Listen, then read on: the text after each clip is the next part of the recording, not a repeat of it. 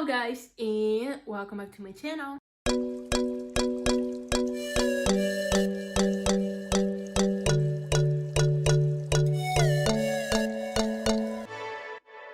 Today I decided to tell you how I prepare myself for a test.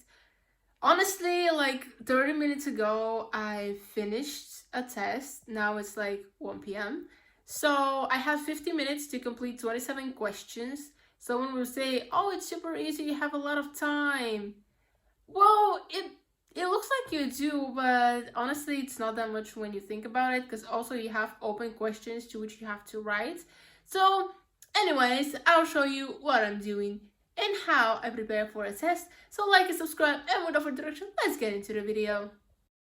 So I want to mention a couple of things before I start with the video. First, I'm a university student, and tests are a bit different than what you probably have in school. First of all, we are online. Well, we have in-person groups if you wanted to, but most of us chose online because we're doing tests online and technically we won't waste time traveling going to the university. Also, the second thing which I want to say is that every subject is different. So just because this technique or way of studying worked with this subject, it doesn't mean that you work with everyone. For example, next week I will have a test which is basically solving problems using coding, aka I will need Java. So these techniques, or what I did for this test, definitely will work for the other, because there I have to write. Here most of the questions were like choose options, like true or not, or from 4 options choose which one is the correct one. So it was a bit easier, because even if you don't know anything, students usually random guess, and well, the chances are 50-50 to guess it right or not, but again, it's a bit easier. So will you score a lot of points or not? It really depends on. Also, it depends on how much points you need, so this test is count as passed. The one which I did is 100 points in total, and you need 51 to pass, aka to have a D or a 3. It really depends on what system you're using for grading, but you need half of the test correct, so you count it as passed with the lowest grade. We have points and scores and how much points what grade bring you, so I'm hoping for the best. And now let me tell you what I did to prepare for this test. So the first thing that I will tell you is video lectures. Probably when you hear this, you think that I'm googling about my subject, like whatever I need for it, or I'm using YouTube to watch videos, because there are literally videos for every single thing, which is true. But no, what I am doing is screen record my screen while the teacher is explaining. So I'm using OBS because I already had downloaded it in my laptop. I was using it for other purpose, but I decided to use it for screen records videos. I said that I'm using it for other purpose because I was using it for other things to record, not lectures. And since we started online lectures, I decided, why don't I record them? Honestly, I missed the first year because other people said they were recording, and every time when I asked, do you have a lecture? Do you have the video about this lecture? And nobody's saying anything. And I decided, since nobody does it, I'll do it for myself. And I decided to help myself. Of course, I'm not selfish, I share my lectures with the others. But it's very handy before tests because I rewatch these lectures. If I didn't understand something or forgot something, I can rewatch the lecture and see how the teacher explained it. If I don't understand, like, I can replay it 10,000 times. If I still don't, I will ask the teacher on the next lecture my question, and I will just see what the answer is and why I don't understand what she said in the lecture. And honestly, all of us are doing this for every single subject, not only for one, because it's very handy. Of course, if you have subjects where you have to write questions or just to solve problems, things will be different, but again, you can watch the lectures and see how the teacher explained this topic. Number 2 is check all the information that you have about your subjects and which has been uploaded by your teacher. So I don't know what platform everybody's using for teaching or basically from studying. We're using Moodle. I understood that, I don't know who found it already, but it was not only my university who is using this platform. So teachers upload presentations on these subjects, which I did a test today. Their resumes, aka short debrief of what the whole topic is about, this lecture. And it's very handy. Also, after every resume, there are like 50 questions. You're not supposed to answer them, like they're just for practice. They're not obligational, but they became very, very handy today. I'm not gonna deny that. So just check all the information that you have and read it. Like, usually teachers have their own books. I found that even last year we were using my math teacher book because he wanted to use it. Like, the good thing is that teachers don't care how you solve your problems, the way you find the answer, it's what matters. Because there are teachers in other universities, that's what I have heard from friends, that they want to solve the problem the way they explain it. If you do it in any other way, they fail you because it's not the way they did it. Which for me is very stupid because it's still the correct answer. You found a solution.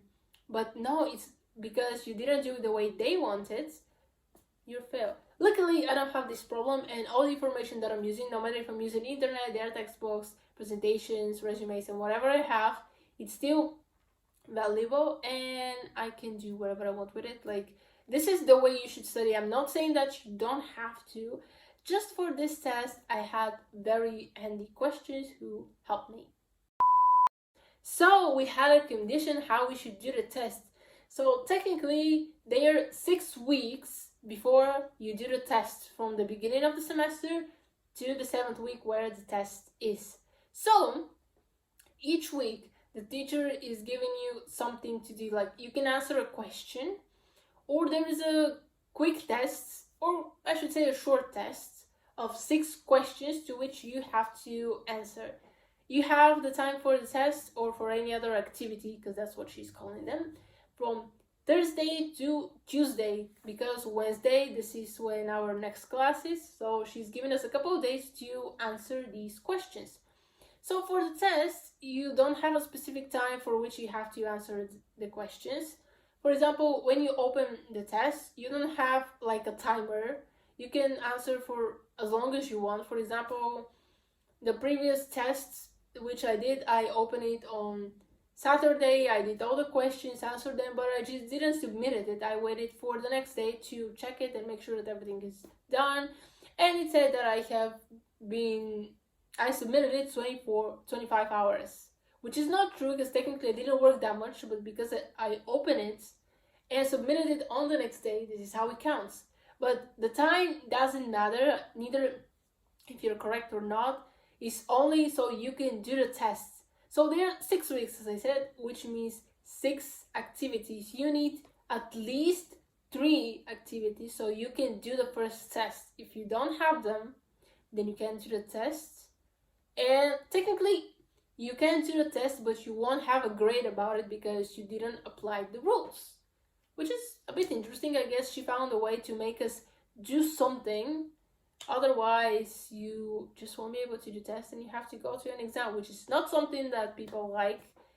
And that's why everybody was doing these activities.